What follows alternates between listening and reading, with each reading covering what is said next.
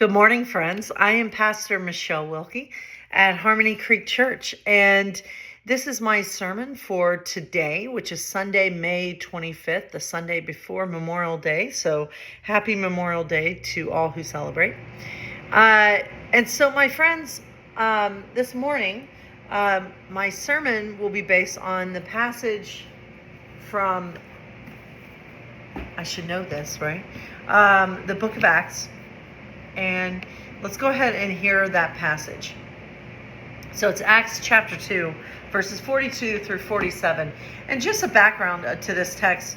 Earlier on in Acts, we have the story of Pentecost, which we will celebrate on June 8th.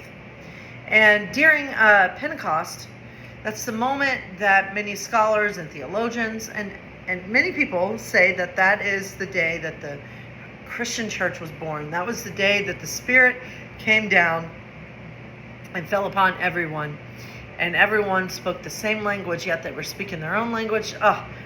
It's a great passage. But that's not for today. Today is, let's just say, the sequel to the Pentecost. What happened after the Pentecost? And so this is from Acts 2, 42 through 47. And they say, that day about 3,000 took him at his word, were baptized, and were signed up. They committed themselves to the teaching of the apostles, the life together, the common meal, and the prayers. Everyone around was in awe. All those wonders and signs done through the apostles and all the believers lived in wonderful harmony, holding everything in common. They sold whatever they owned and pooled their resources so that each person's need was met. They followed a daily discipline of worship in the temple, followed by meals at home. Every meal a celebration, exuberant and joyful as they praised God. People in general liked what they saw. Every day their number grew as God added those who were saved. And so, my friends, our story, as I said, is kind of the sequel to the Pentecost. This is what the early church was like. Now, in order to kind of prepare for this sermon today, I went online, I went on Facebook, and I asked people to give me one word. What's the first word they think of when they hear the word church? And so I wanted to share, I got many responses, and most of them were one word. I will say I appreciated this one shared by one of our members at Harmony Creek Church. She said, church, really cool, laid back, warm, welcoming, progressive church. Pastor is human, loving, funny, gay woman who makes our time there valuable. So that was her words to describe our church at Harmony Creek Church. And I appreciate that, Mary. But other words that came up were history, antiquated, hypocrisy came up a few times, boring, hate, but there were good words too. Family came up many times, tranquility, friends, club, refuge, steeple, conversation, cult, sanctuary, institutional, and one person did say bickering committees, and church politics, connection, sometimes difficult, safe place, love, old friends, caution. And I like this one from Mark Anthony. I like sharing this one. He said that church is a place, a people, a memory, a challenge, a deceiver, and a mother. Like those dearest to us, we can love it, we can hate it, and we can be confounded by it all at once. That is a really good way to describe church, Mark. Thank you for that. And also church should be Jesus-centered. So this morning, I want to be brief, but what I wanted to talk about was how the early church, it seemed to really be centered around this sense of community. This sense of community. And even the word fellowship comes up. In the we read the Message translation this morning, but I believe the life together, that line, could be translated as fellowship. And fellowship in the Greek language is said koinonia, and it generally translates to mean sharing, communion. And as we heard, the early church was all about sharing. They would pull their resources together and share. It was this common life together. And the early church also were not necessarily in big buildings. They did house churches. They went perhaps even house to house. And they were this one big community. It was all about the people. It was Jesus-centered because imagine, I mean, this was right after Jesus had left, right? It was early on in the Christian movement. And so people were right on the tails of following in the way of Jesus. But that the church, I think in the early days, in the beginning days of the Christian church, they modeled for us, I think, in a beautiful way, that church is not just about the building. Church is not a building. Church is the people. And that was expressed too, right? During COVID, when we were not able to be together, we still were able to find creative ways to have church, to have fellowship with one another, whether it be through Zoom calls or even, I mean, some churches would do the parking lot churches where people would stay in their cars and leaders would stand in the front of the parking lot with microphones and they would have church that way. People were creative. People found ways to come together. And as I said, it was very, very people-centered. And I think about that, and I think we've lost track along the way. I think the church has lost track. We as a Christian church, and I'm speaking in general, in a big general, I think we have started to lose track of what our main goal is. And our main goal is to reflect Jesus to the world, right? To bring about the kingdom of God here on earth as it is in heaven. And I think what has happened,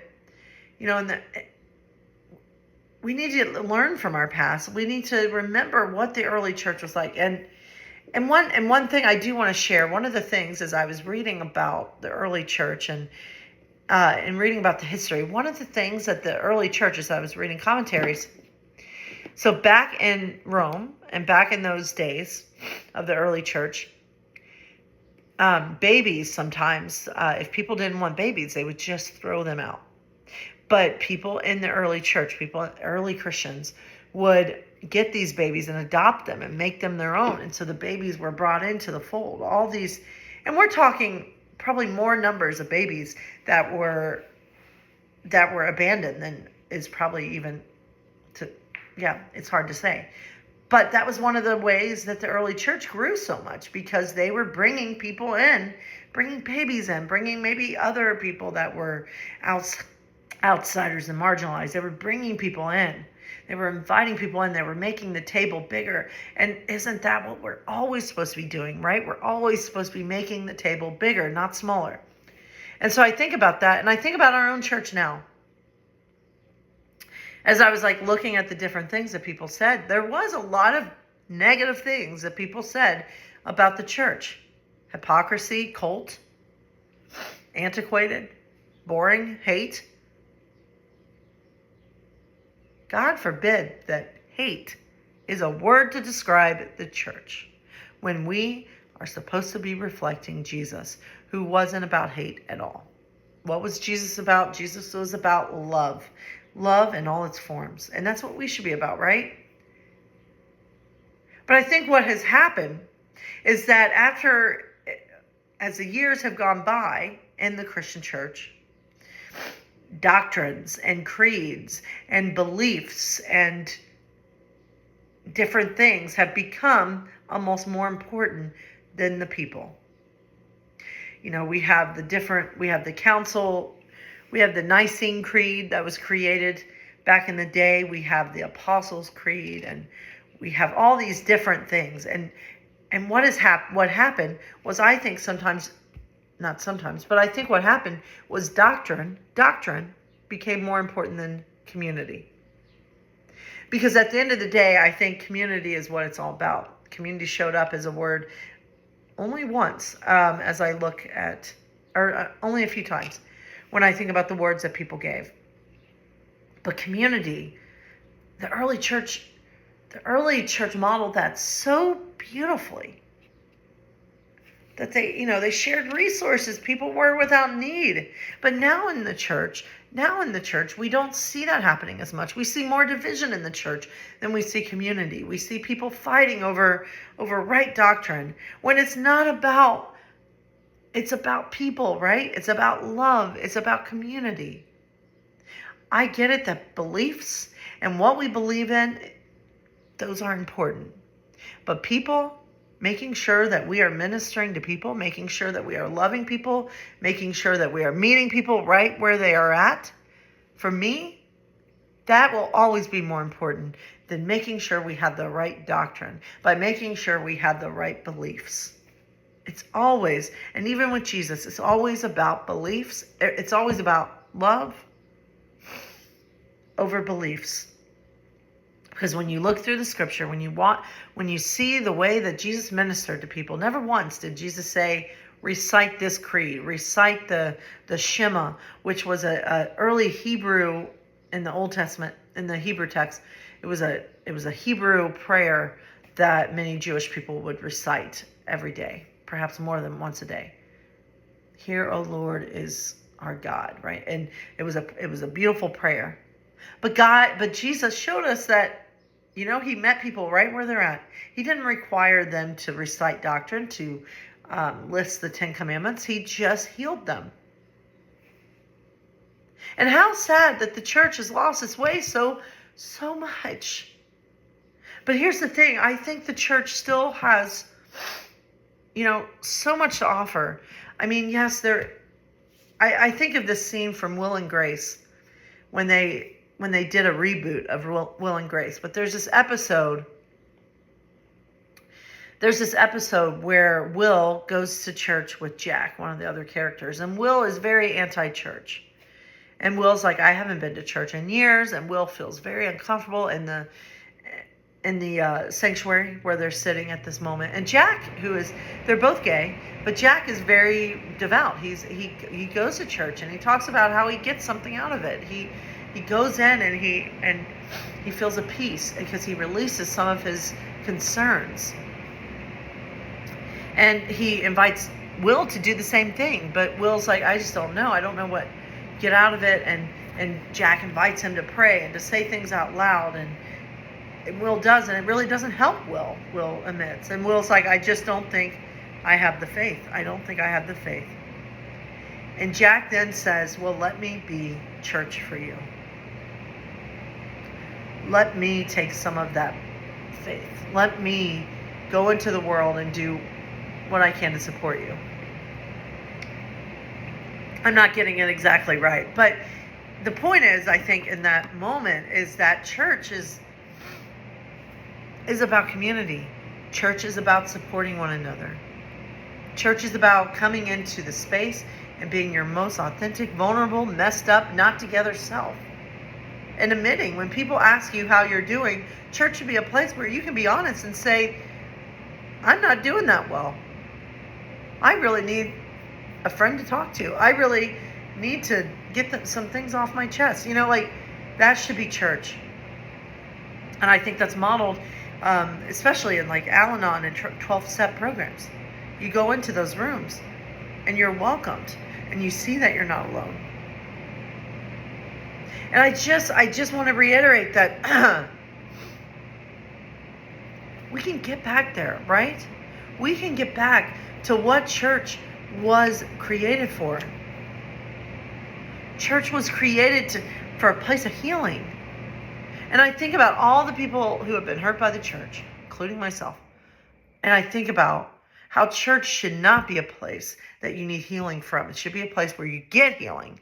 Church should not be a place that you run away from. It should be a place you run to. So how do we, my friends, change that narrative, especially as we are nearing Pride Month? And I think Pride Month is such a beautiful, beautiful time for churches to be bold, to be loud with their love, and to show especially our friends in the LGBT plus community, our friends in the Q plus community, show them that not all churches are ones you have to run away from. Some churches are still offering something to the wider world. And friends, Harmony Creek Church is one of those churches that I'm so proud to be the pastor here. And I really want to see our church survive and thrive for many, many years to come. And that's going to require all of us. It's a team effort, community. And so, my friends, I close with this idea that, there's this song that I listened to on repeat this past week because I was just moved by it. And it's a song called There's Something Wrong in the Village. And when I say that, the village is the overall church with a capital C. I think there is something wrong in the village, in the system, in the way churches are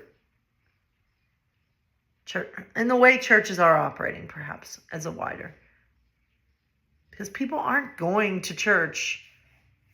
They're running from it, right? There's just so many in church. What we need, I think, is some rebranding and some almost a new system altogether, because maybe we need to go right back where we started from, right?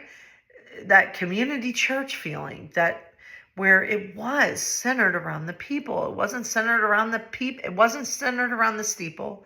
It was centered around the people. I'm going to write that down because that's good. Okay, wait. I'm writing that down, and you're seeing me write that down. Not centered on the steeple, but the people. Okay.